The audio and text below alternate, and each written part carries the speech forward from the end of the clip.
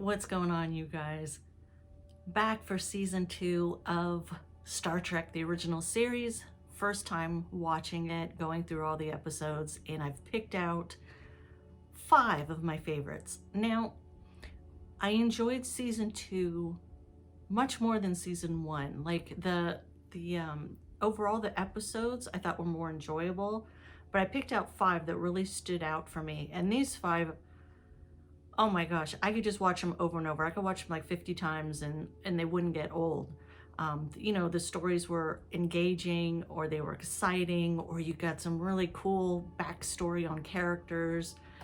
But yeah, let's just get right into it. First up is Mirror Mirror. Mirror Mirror was fun because you got to see like the parallel universe Enterprise, which was kind of scary. They're ruthless. If we're being honest, they're probably a little rapey. They're conniving, they're backstabbing, which is, you know, the complete opposite of the regular Enterprise. And I think that's why it was so fun to see those characters all act out of character. Once Kirk and the others that came through on the transporter figured out they were somewhere they weren't supposed to be, it was really fun watching them adapt to that atmosphere and then try to figure out, because they had to do several things. They had to figure out, okay, where are we? What happened? We need to survive so we don't get killed on here. And then how do we get back? And that was really cool. And they kept, what was neat is the parallel Enterprise, they're themselves, right? So they're ruthless, they're backstabbing all the time. But the regular Enterprise, they remain themselves for the most part. They had compassion, which kind of stood out, you know, to the crew members on there. They had compassion, they were kind to others, but that paid off in the end, especially with the Marlena character, because she ended up, you know, saving them towards the end. And then also Bones, because they had knocked out Spock, like the evil Spock, and Bones is like, listen, if I don't help him, he's gonna die. And he didn't have to do that, but he did, because that's just who he is. That's who Bones is. So he saves Spock, and then Spock does the finger thing on his face, and finds out, yes, this crew doesn't belong here. They need to get back, and he ends up helping them. So they're trying to make and there's like a moth in here. Spock tries to help them get back, because even he realizes, listen, they don't belong here. Even Spock the core of who he is remained the same. He knew there was a game, he knew he needed to play it, and you know, he's so smart, he plays it really well. And then, you know, Kirk tells him about that goofy kind of panel he has in his room that can take out people, and that will help him thrive on that Enterprise. But overall, very enjoyable. Really like that one. So that's Mirror Mirror.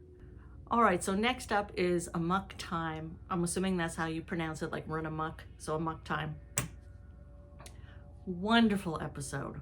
Oh, so we learn more about Spock and the Vulcans and the Vulcan culture, but what really shines is the friendship, like the true friendship between Spock and Kirk. It's just so sweet. You know, it turns out that Spock's going through this rite of passage that all the Vulcans go through, and it's a very private thing. The Vulcans don't kind of share what's going on with them to non-Vulcans, but Spock confides in Kirk and lets him know what's going on, because, you know, Bones has told Kirk that if we don't get Spock to Vulcan, he's gonna die. There's just something going on with him biologically that he needs to get back home. So Kirk is like, yeah, we have to. He's my friend. I know what, like, the other Grand Poobahs are telling me at Starfleet that we got to go somewhere else, but no, we got to get my friend to Vulcan because he's sick.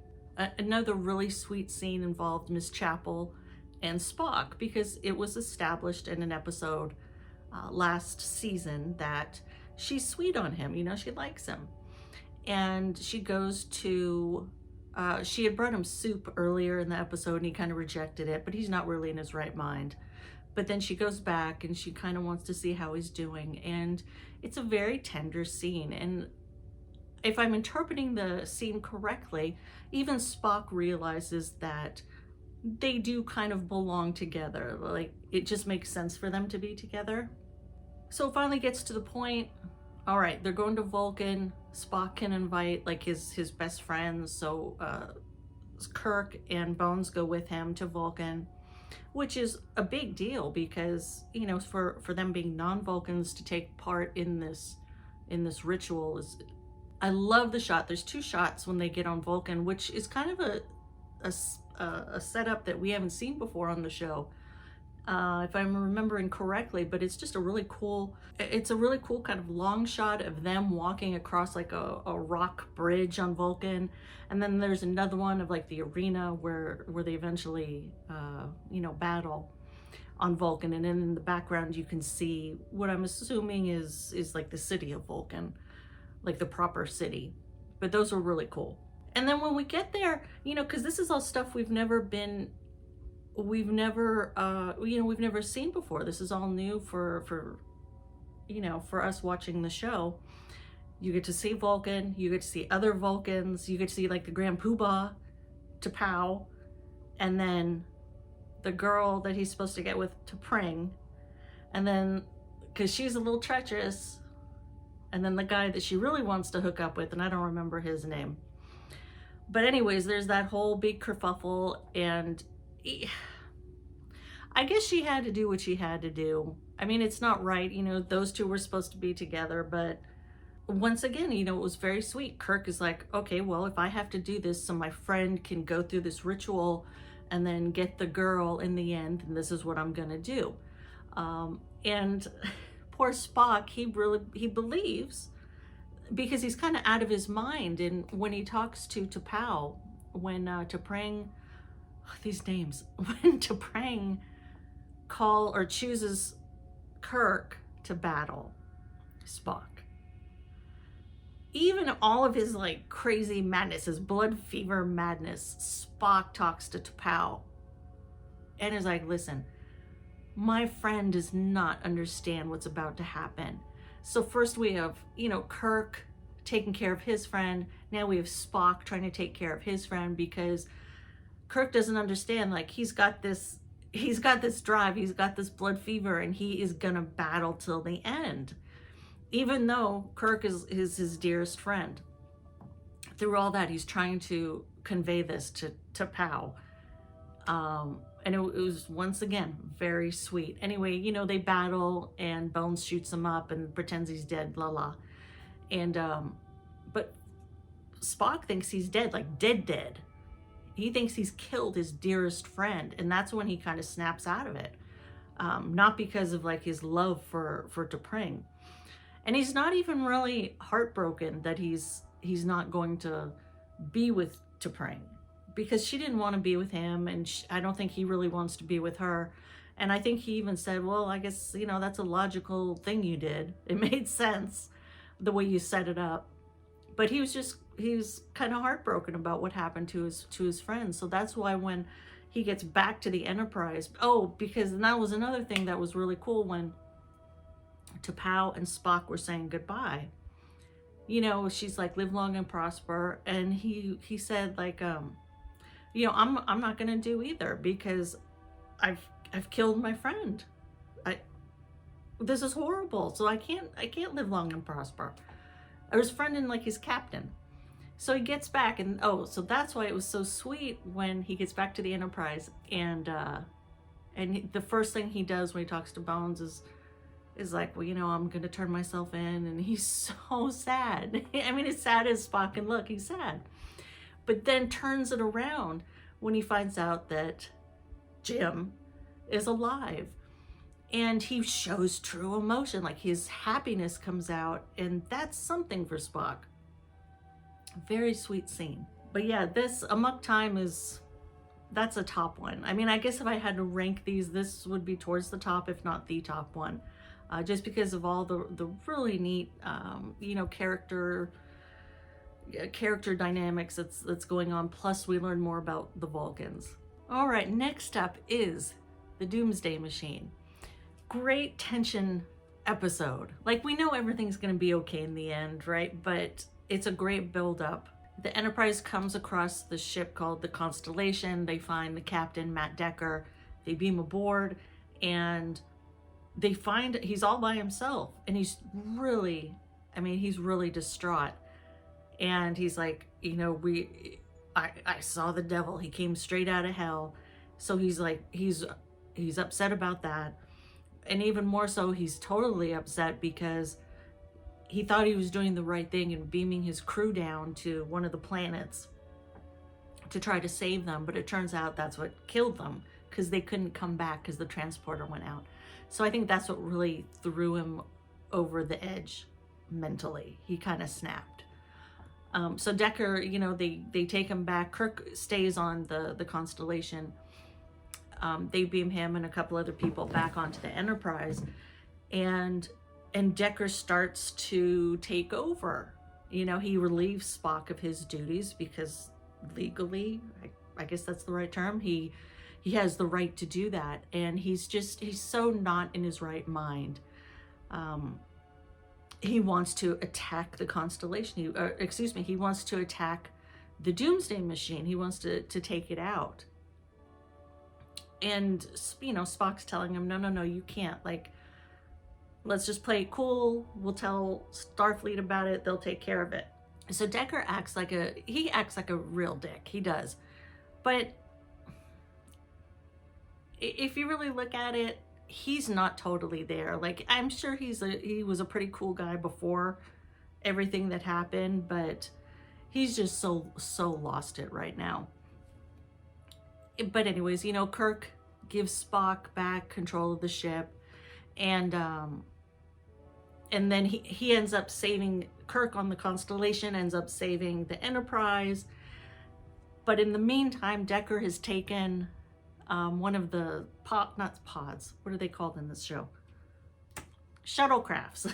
He takes one of the shuttlecrafts, and he's on a suicide mission, and I think he knows it. He's gonna barrel right down the middle of the Doomsday Machine. And that's kind of a heartbreaking scene. It is. I mean, for as much of a jerk as he acted, but I think that was kind of the only way for his character to go out. What happened affected him a lot, it seems like. So he goes down the heart of the Doomsday Machine, and he's zip-zapped. He goes straight to Jesus. And then Kirk, he was sad, but he's like, you know what? There was a little effect on the Doomsday Machine. Let's jam the Constellation down there, and hopefully that'll take the thing out. And then, of course, something happens where they can't get Kirk back on the ship, and so it's a last minute thing where he has to beam aboard the Enterprise. It was cool. Once again, everything's gonna be okay in the end, but it's like, how are they gonna pull it off? But that was the Doomsday Machine.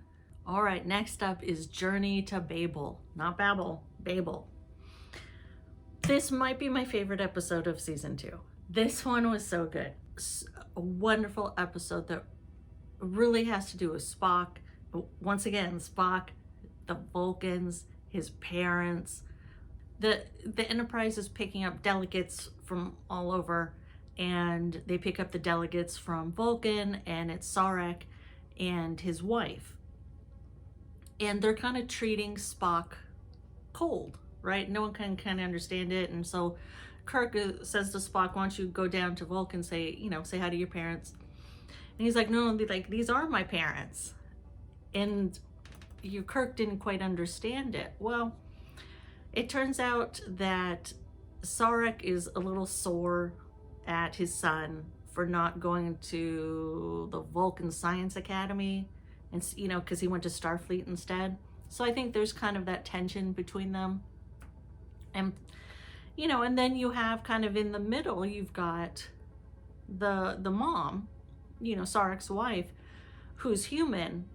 And there's such a great exchange in a scene later in the episode, which I'll talk about in a minute. There's other scenes in here that are so fun. Like there's the one scene, it's kind of like the OG cantina scene where you have delegates from all over.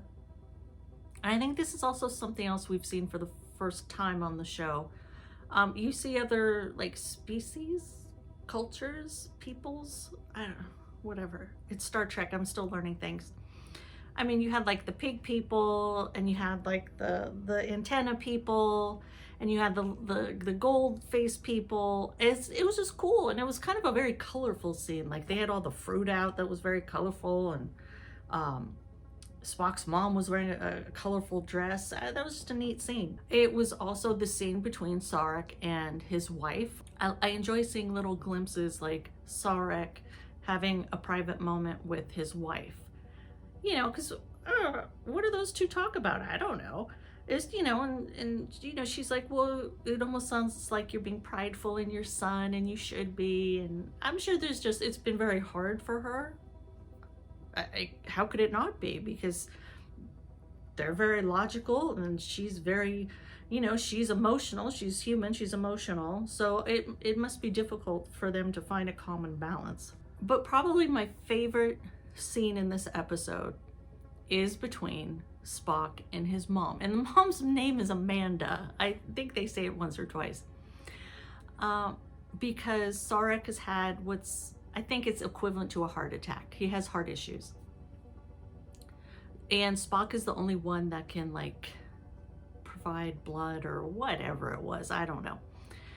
And because Kirk had been stabbed, he was incapacitated and in the sick bay, Spock was in charge. So that's where he felt he had to step up and perform his duties for the Enterprise. And his mom didn't understand that at all. And it was the scene of them together. You know, at one point Spock said something like how can you, because she doesn't understand like why he would choose that. And Spock was like, you know, how can you marry a Vulcan, live on Vulcan, and something else, something. It was a great exchange, and not understand how Vulcans are, which is a great question. I mean, honestly, like, what's up with you? Like, I know this doesn't make sense to you, but how can you not understand what I'm saying? And you know what? I was kind of thinking about it, and I'm like, you know what? That's true. Like, what does she do on Vulcan all day? Like, are there other non-Vulcans? How many other non-Vulcans are there? Who does she hang out with? What does she do? Now listen, I know there are Star Trek fans that may watch this. For the maybe 100 people that watch this video, they're like, yeah, duh, Amanda does this, this, and this. God bless. I don't know this yet. I would love this. Paramount Plus. Let's see a new Paramount Plus show. Amanda. Why not? Let's get a backstory on Spock's mom. What does she do all day? What was it like raising Spock? You can have that one, Paramount. That one's free. You know, you got to see how frustrated Spock's mom was in that scene. But, I mean, look at it the other way. Even though Spock isn't showing it, emotionally, he's probably being torn in two. Because the mom brings up the fact that the Vulcan boys used to make fun of him growing up because he wasn't totally Vulcan. So, you know, that had to affect him. And, you know, at one point she slaps Spock, which is, it's out of line. It really is, because she should understand what's going on and how this is also hurting her son. I think it's just a lot of frustration on both sides. I think her frustration is just bubbling over. And even though Spock doesn't show it, it's really affecting him because he doesn't want to lose his mom. He doesn't want to lose his dad because, you know, not emotionally, but you know, she's like, if you don't do this, like, that's it, like, we're no more. So he doesn't want to lose his mom. He doesn't want to lose his dad physically because he'd probably die. And then he doesn't want to disappoint the Enterprise because that's logically what he should be in charge of right now. And he's even like, Dad would understand. And she slaps him. And then at the end of the scene, which is so wonderful, Spock pauses before he leaves the room and kind of puts his hand on the door and has his head down. So you can tell he's totally affected by this.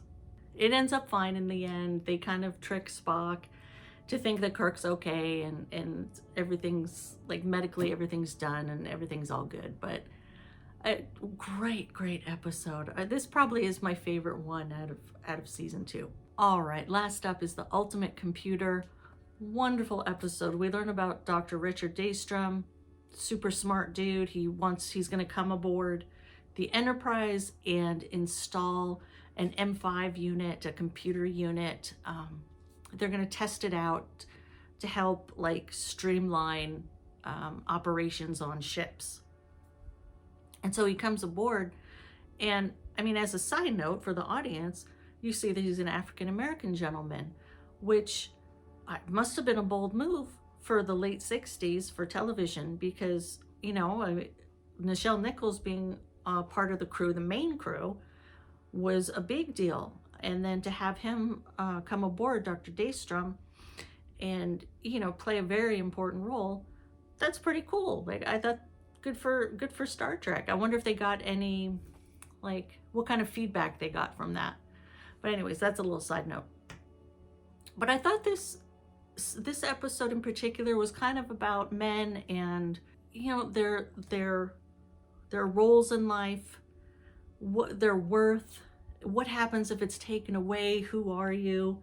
It was really cool, because if the M5 proves to be successful, that takes away Kirk's job. That takes away almost everyone's job, because I think they said they would only need like 20 people on board a spaceship, a starship, to take care of everything. And Dr. Daystrom's intentions were very good regarding the M5 unit. You know, he wanted people to achieve great things in other places. He didn't want people putting their lives in danger aboard spaceships, because, you know, of course, the M5 unit goes haywire and everything's crazy. But Daystrom's intentions were very good. You know, and Kirk, once he sees kind of how this machine works, he starts to question, well, if this is taken away from me, you know, who am I? What am I all about? And he has a nice conversation with Bones. You know, am I being petty about this? Because Kirk would feel like he has no power, he's useless. So, I mean, it's understandable. Kirk, those are natural feelings to have if something like that occurred. But of course, you know, the M5 unit goes a little cuckoo and people end up dying. And there was one scene where Scotty's with one of his co-workers and they're going to try to turn the unit off. And so the poor guy, not Scotty, the co-worker, goes and he's like, all right, go turn it off. So the co-worker goes to turn it off. Zap. He gets blasted to Jesus. Oh my gosh, this poor guy just got obliterated.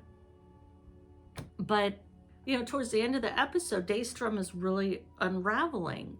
He doesn't want anyone to touch the M5 unit. And, you know, he even lets out right towards the end of the episode that he just wants to prove that all of his previous work wasn't an accident. And he felt bitter because, you know, his colleagues would laugh at him. And then they just started building upon his work and taking credit for it. So he was just frustrated. He was probably burned out. And he's just kind of lost it. But, you know, Daystrom talks to the M5 unit and he's like, you know, do you see what you've done? You've caused murder. You've caused people to die. And at this point, Daystrom's kind of gone bye-bye. And Kirk does the finger thing, takes Daystrom out, and they take him to sick bay. And that's when Kirk starts talking to the M5 unit. And he's like, you know, what you've caused, once again, you've murdered people. How are you going to atone for these sins? Because Daystrom had I don't understand it, but he had ingrained some human something onto the computer chips of his own. So there was good in it. You know, it understood kind of right from wrong. And so Kirk explained that he had done really bad. You know, he had sinned, he had killed all these people. And so at the M5 unit, I think he said it essentially committed suicide. And everything's, you know, fine at the end of the day. But that was another, you know, good kind of tension episode, but it was also a good character episode. That's it. That's season 2. I know it took a little bit longer, but I've been busy. You know, I had to take care of other things first, but I'm excited to wrap it up, you know, with season 3. And then I'm gonna watch the animated series. I'm not gonna do a video on it, but I will watch the animated series. But I hope everyone's summer is going well. Well, I think everything's opened up around the country. So just, you know, take care of yourself, take care of each other, and I will catch you next time. Bye-bye.